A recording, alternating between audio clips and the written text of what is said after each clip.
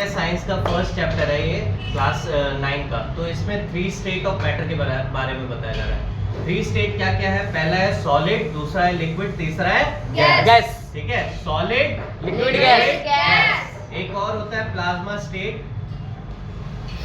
ये अभी 4th state में आ रखा है। ठीक है, 4th स्टेट पदार्थ की चौथी अवस्था। 3 अवस्था तो होती है, लिक्विड यानी पानी तरल, सॉलिड यानी ठोस, और गैस यानी गैस हवा के तौर पे। अब देखो, कोई भी चीज किसी भी चीज से कन्वर्ट होती है तो उसको क्या बोलते हैं? अगर कोई सॉलिड लिक्विड पे कन्वर्ट हो रहा है, सॉलिड लिक्विड में, देख रहे हो, फ्यूजन कहलाएगा। ठीक है, सॉलिड का लिक्विड में कन्वर्ट होने का एक एग्जांपल दे सकते हैं, बर्फ पिघल के पानी हो जाएगा। ठीक है, मोमबत्ती। इसके बाद हाँ, मोमबत्ती भी है। इसके बाद लिक्विड का गैस में बदलना, लिक्विड का गैस में बदलना वेपोराइजेशन कहलाता है। कई सारे लिक्विड है जो थोड़ी देर गर्म करो, पानी का एग्जांपल मैं इसलिए ले रहा हूँ क्योंकि वो तीनों स्टेट का होता है। पानी को गर्म करो, गैस में बन जाएगा, वो इवेपोरेशन कहलाएगा। ठीक है, इसके बाद अगर गैस से सॉलिड बन जाए, गैस से सॉलिड बन जाए तो उसे डिपोजिशन कहते हैं। ठीक है, लेकिन अगर सॉलिड से गैस बन जाए, आप सबके घर में एक चीज होगी, कपूर है? उसे कैंपर बोलते हैं। कपूर अपने आप ही थोड़े टाइम बाद हवा में उड़ जाता है, सॉलिड से डायरेक्ट गैस में बन जाता है। तो सॉलिड से जो गैस में बन जाए उसको सब्लाइमेशन कहते हैं, उसको सब्लिमेशन। एक और है, आपकी मम्मियां नेफ्थलीन बॉल डालती होगी कपड़ों के बीच में ताकि कीड़े ना लगे, सफेद सफेद बॉल होते हैं, है ना? वो भी सॉलिड से डायरेक्ट गैस बन जाते हैं सब्लाइमेशन की वजह से। ठीक है, अच्छा, लिक्विड से अगर सॉलिड बने, लिक्विड से सॉलिड बने तो उसे सॉलिडिफिकेशन कहते हैं। क्या कहते हैं? सॉलिडिफिकेशन। जैसे पानी आपके पास लिक्विड फॉर्म में है, आइसक्रीम का लिक्विड फॉर्म में, वेनिला एसेंस लिक्विड फॉर्म में, उसको जमा दोगे वो सॉलिडिफिकेशन हो गया। समझ आया? तो इस तरह से होता है, ये चीजें इंपॉर्टेंट है। अब आते हैं केल्विन और सेल्सियस। ये देखो, ये SI यूनिट है, SI यूनिट ऑफ टेम्परेचर। किसका? SI unit of temperature. हाँ, टेम्परेचर को इसमें मानते हैं। तो 0 degree Celsius equal to 273 kelvin होता है। अब मान लो कि आपके पास 100 डिग्री सेल्सियस दे रखा है, तो उसको केल्विन में कैसे कन्वर्ट करोगे? किसी भी सेल्सियस को केल्विन में कन्वर्ट करने के लिए 273 से उसको प्लस कर देंगे, 273 से उसको प्लस कर देंगे। हाँ, तो 100 डिग्री सेल्सियस केल्विन में कितना हो गया? 373 केल्विन। केल्विन। हाँ, ठीक है, 373 केल्विन। अब देखो, ये मेन पॉइंट है। पहले उससे पहले बॉइलिंग पॉइंट और मेल्टिंग पॉइंट बता देता हूँ। बॉइलिंग पॉइंट क्या होता है? देखो, आप पानी को रखते हो गैस पे, गैस पे रखते साथ ही गर्म नहीं होता है, वो उबाल नहीं आता है। कितना टाइम लगता है? कोई बता सकता है? बच्चा हाथ खड़ा करके 5 से 10 मिनट, 1 मिनट। और पानी को, हाँ, पानी को पहला उबाल आने के लिए चलो मान लेते हैं कि 3-4 मिनट लगते हैं। तो उसका जो पॉइंट शुरू होता है, पानी रूम टेम्परेचर पे 25 डिग्री पे रहेगा, 25 डिग्री सेल्सियस पे। और जब बर्फ में होता है पानी 0 डिग्री सेल्सियस होता है। ठीक है, माइनस में जब बर्फ बनती है। अब 25 से वो 100 डिग्री सेल्सियस, 100 डिग्री सेल्सियस उसका बॉइलिंग पॉइंट होता है। जब तक 25 से 100 डिग्री तापमान पे नहीं जाएगा उसमें बॉयल आना शुरू नहीं होगा। जैसे ही बॉयल आने लगेगा वो उसका बॉइलिंग पॉइंट है। कोई भी चीज जिस टेम्परेचर पे आके उबलने लगती है, खौलने लगती है, उसको उसका बॉइलिंग पॉइंट कहते हैं। बॉइलिंग पॉइंट कहते हैं। हाँ, मेल्टिंग पॉइंट, मेल्टिंग पॉइंट होता है जिस तापमान पे आकर वो चीज पिघलने लगे। आइसक्रीम लेते हो आप? Yes sir.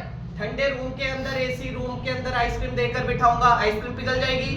नहीं। अगर बाहर निकलोगे, स्कूल से आते टाइम खा रहे हो, जाते टाइम खा रहे हो, तो आइसक्रीम लेते साथ ही पिघलने लगेगी। वो उसका मेल्टिंग पॉइंट है। लोहे का मेल्टिंग पॉइंट 1000 अबव होता है। अगर 1000 डिग्री सेल्सियस में भी लोहे को पकाओगे, उससे ज्यादा जरूरत होती है एक लोहे को पिघलाने के लिए, फिर लोहे को पिघला के सांचा दिया जाता है। समझ आया?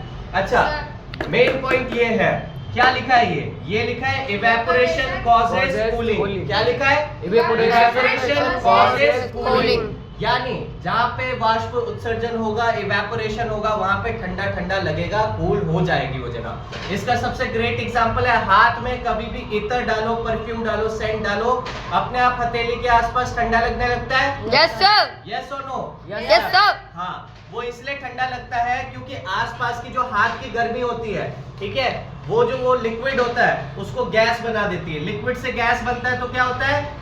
वेपोराइजेशन। क्या होता है? वेपोराइजेशन। वो हवा में उड़ जाता है गैस बनकर, और धीरे धीरे देखोगे आपकी हथेली खाली हो जाएगी, लेकिन हथेली पे ठंडा ठंडा लगेगा। जब भी इवेपोरेशन होगा वहां पे ठंडक महसूस होगी।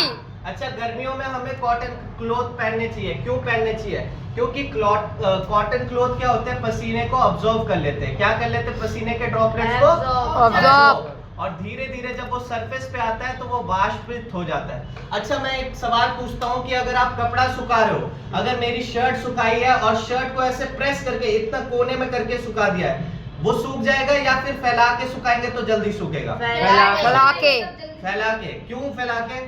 सर जी, इसकी हवा जो आसपास होती रहेगी इसलिए जल्दी सूख जाएगा। हाँ, देखो जितना ज्यादा सरफेस बड़ा होता है उतना ज्यादा इवेपोरेशन जल्दी होता है। समझ आए? Yes, sir। जिस चीज को ज्यादा बड़ी जगह मिलेगी उस चीज पे इवेपोरेशन जल्दी होगा। समझ आए? सेम ऐसा ही है, अगर आप कोई भी चीज लेते हो, कपड़ा लेते हो, हैंकी को भी सुखा के देखते हो, घर जाके करके देख लेना, तो उससे इवेपोरेशन जल्दी होगा। अच्छा, ये क्या है? मटका। मटका। मटके का पानी सबने कभी ना कभी पिया होगा। जैसे मटके का पानी ठंडा कैसे रहता है, ये आज हम लोग सीखेंगे। क्योंकि मिट्टी में रहता है। मिट्टी में रहता है, तो क्या मिट्टी में खोद कर गाड़ कर रखते हो? नो सर जी, वो ढक्का रहता है, पानी होता है ना जो मतलब हाई लेवल तक वो इसको ठंडा कर देता है। अच्छा, मैं बताता हूँ आज इसके पीछे की साइंस क्या है। देखो, मटके में पानी ऐसे ठंडा रहता है क्योंकि मटके के अंदर छोटे छोटे छेद होते हैं, ठीक है? वो छेद जब पानी आप भरते हो उन छेदों पे भर देता है, और जो वो पानी होता है वो धीरे धीरे रोशनी से, बाहर की गर्मी से वो धीरे धीरे वाष्पित होने लगता है। जब वो वाष्पित होने लगता है, इवेपोरेट होता है, तो अंदर का पानी ठंडा रह जाता है और बाहर का सरफेस का जो पानी होता है वो हवा बनकर उड़ जाता है। समझ आए? इसलिए अंदर का पानी ठंडा रह जाता है अर्दन पॉट में। समझ आए? ये सारे पॉइंट समझ आ गए? Yes sir. ठीक है। तो पता है कि सॉलिड का जो शेप होता है वो हमेशा डिफाइंड होता है, राइट? यस और नो? यस। यस। हाँ। अब मान लो कि अगर एक रबर बैंड है, एक मान लो रबर बैंड है, तो रबर बैंड सॉलिड होगा या फिर किस फॉर्म में आएगा? लिक्विड में आएगा, गैस में आएगा? सॉलिड। पर रबर बैंड तो खींचो तो फिर वो बड़ा हो जाता है, तो शेप कैसे चेंज कर रहा है? सॉलिड तो शेप नहीं चेंज करते हैं। लिक्विड लिक्विड पक्का? नहीं, सॉलिड ही है। सॉलिड ही होगा, सॉलिड। देखो, नहीं सर जी, रबर बैंड को आप ऐसे समझ सकते हो, अगर रबर बैंड को खींचा जाए तब वो बड़ा होगा, ऐसे बड़ा नहीं होगा। लेकिन वो खींचने के बाद जैसे ही छोड़ा जाएगा वापस अपनी शेप में आ जाएगा। आ जाएगा। ऐसे ही स्पंज होता है। स्पंज आपने देखा है घर पे बर्तन धोते हैं, यस सर। हाँ हाँ स्पंज में जब तक पानी भरा होता है वो फूला होता है, ठीक है? उसके छेदों में हवा होती है। आप उसको हाथ से प्रेस करोगे तो स्पंज छोटा सा बन जाएगा, ठीक है? प्रेस करते ही एकदम सा। एकदम स्क्वीज कर सकते हो उसको, है ना? तो स्पंज भी इसमें आता है। अब ये बताओ, चीनी के कण छोटे जो होते हैं, चीनी और नमक के कण, वो सॉलिड में आते हैं, लिक्विड में या गैस में? सॉलिड। क्यों? यस। वो तो चेंज हो जाते हैं, पानी में घुल जाते हैं, यहाँ घुल जाते हैं, वहाँ घुल जाते हैं। लिक्विड। लिक्विड पक्का? हाँ। गैस नहीं, Solid। वो भी सॉलिड में ही आएगा, क्योंकि चीनी का कण कभी भी अपना शेप चेंज नहीं करता। वो मिलने के बाद पिघल जाता है या फिर डिफॉर्म हो जाता है। और सॉलिड सर, मेल्ट पिघलने होता पे है। तो ऊपर उड़ जाता है ना।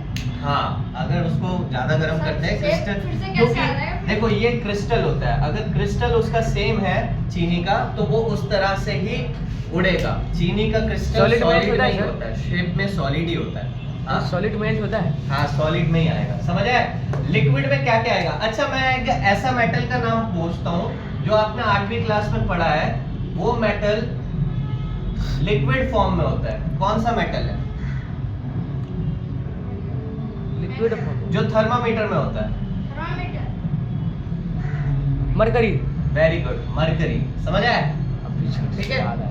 तो ये सारे जो है, ये आपको तीनों स्टेट के बारे में पता होना चाहिए कि सॉलिड अपना शेप डिफाइन रखते हैं, लिक्विड का कोई शेप नहीं होता, किसी में डालोगे उसकी तरह बन जाएगा।